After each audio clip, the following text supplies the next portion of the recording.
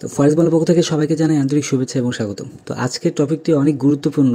আজকে এমন একটি বিষয় নিয়ে আলোচনা করব, এইটা যদি আপনি মেনটেন করতে পারেন তাহলে আপনার কখনোই ফরেক্সে লস হবে না।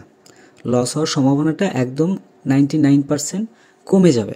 এক কথায় লস, এসএল এগুলো থাকবেই, তারপরও অ্যাভারেজে আপনি সবসময় প্রফিটে থাকবেন যদি এই রুলসগুলো আপনি মানতে পারেন।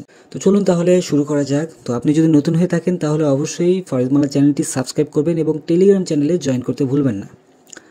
তো ফরেক্স ট্রেডিং করে সত্যি কি ফুল টাইম ইনকাম করা সম্ভব? এরকম অনেকের মধ্যেই কিন্তু এই ধরনের কথা ঘোরপ্যাচ খায়।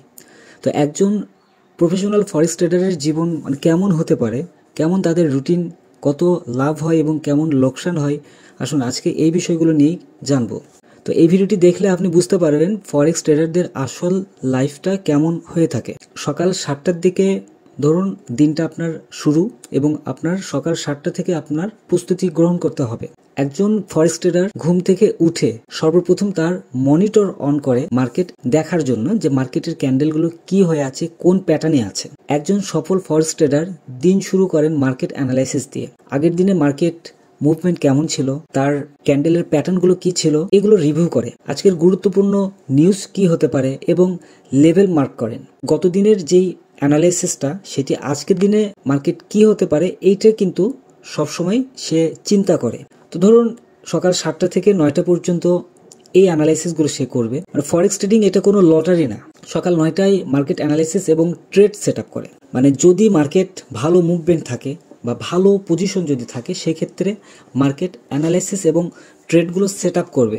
এক কথায় কোন কোন পজিশনে মার্কেট গেলে কোন পজিশনে আসলে সে ট্রেডগুলো ওপেন করবে এবং ক্লোজ করবে। যেমন ধরুন আমি একটি বিষয় আমি আপনাদেরকে বলি, সেটি হচ্ছে মার্কেট এখন যে পজিশনটাতে আছে, ধরুন এই পজিশনে মার্কেট আছে, সে একটা মনিটরিং করবে যে মার্কেট আজকের দিনে এখান থেকে কোথায় যাবে। ধরুন এভাবে যদি টানা হয় সেক্ষেত্রে দেখা যাবে মার্কেট উপরের দিকে আসছে নাকি নিচে আসছে।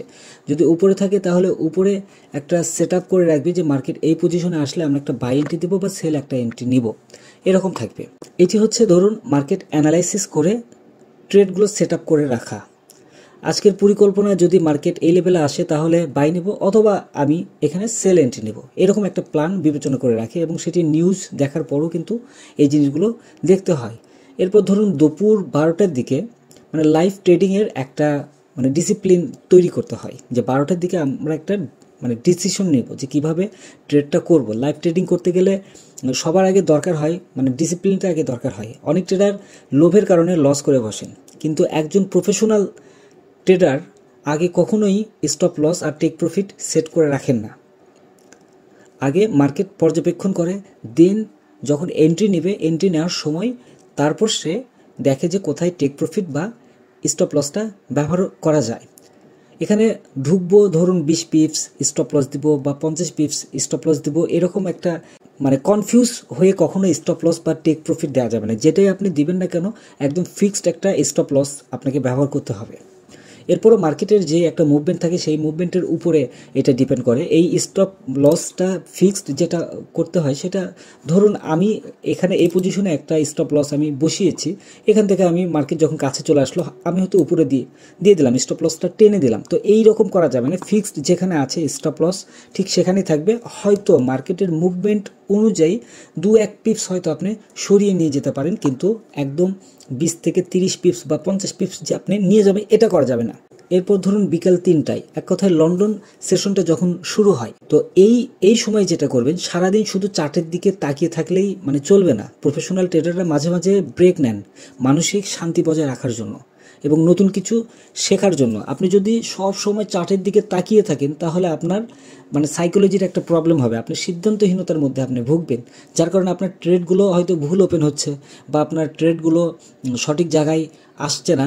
মার্কেটের যেখানে আপনি ট্রেডগুলো ওপেন করবেন সেই জায়গায় যাওয়ার আগে আপনি এন্ট্রি নিয়ে নিচ্ছেন, অথবা সেই জায়গায় যাওয়ার পর মার্কেট যখন ওইটা পার হয়ে যাচ্ছে তখন হয়তো এন্ট্রি নিয়ে নিচ্ছেন, তখন দেখা যাচ্ছে আপনার একটা লসের পরিমাণ কিন্তু চলে আসবে।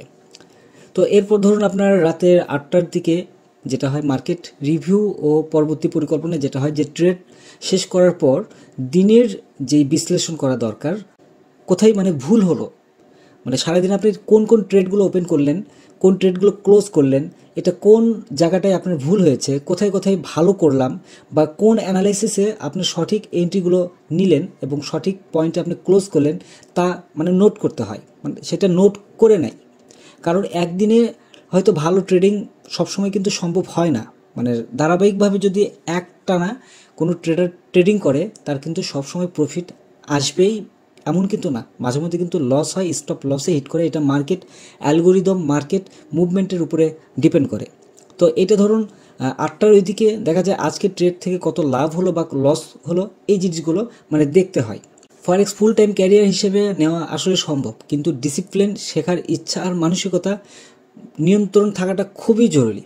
আপনার যদি ফরেক্স ট্রেডিং নিয়ে আরও কোনো প্রশ্ন থেকে থাকে তাহলে কমেন্টের মধ্যে অবশ্যই জানাবেন। ভিডিওটি যদি ভালো লেগে থাকে লাইক দেবেন, আর নতুন নতুন যদি ভিডিও পেতে চান, নতুন নতুন ভিডিও পেতে চাইলে চ্যানেলটি অবশ্যই সাবস্ক্রাইব করবেন। আর সবচেয়ে বড় যেই ঝুঁকির যে কাজগুলো আমরা করে থাকি, যে সমস্ত ট্রেডাররা আছেন যে মার্কেট কোনো প্রকার অ্যানালাইসিস ছাড়াই, কোনো সিগন্যাল ছাড়া, কোনো অ্যানালাইসিস ছাড়া, মার্কেটের কোনো প্যাটার্ন না বুঝেই হুট হাট করে আমরা যে কোনো জায়গায়, যে কোনো পরিবেশে বসে আমরা একটা ট্রেড ওপেন করে ফেলি। তো মার্কেট যখনই আপনি এন্ট্রি দেন, অন্তত মার্কেটের আগের যে হিস্ট্রিগুলো, এই জিনিসগুলো আপনাকে দেখতে হবে এবং বুঝতে হবে। যদি এটা বুঝতে না পারেন, সেক্ষেত্রে আপনার ওই টাইমগুলোতে কোনোভাবেই আপনার এন্ট্রি নেওয়া যাবে না, কোনো অবস্থাতে নেওয়া যাবে না। যদি এন্ট্রি নেন, সেই ক্ষেত্রে আপনি শিওর আপনি লস করবেন, একদম 100% শিওর আপনি লস করবেন। যাই হোক, আমার কথার সাথে যদি আপনারা একমত হয়ে থাকেন অবশ্যই একটু কমেন্টের মধ্যে জানাবেন। ধন্যবাদ সবাইকে ফরেক্স মানুষের সঙ্গে থাকার জন্য।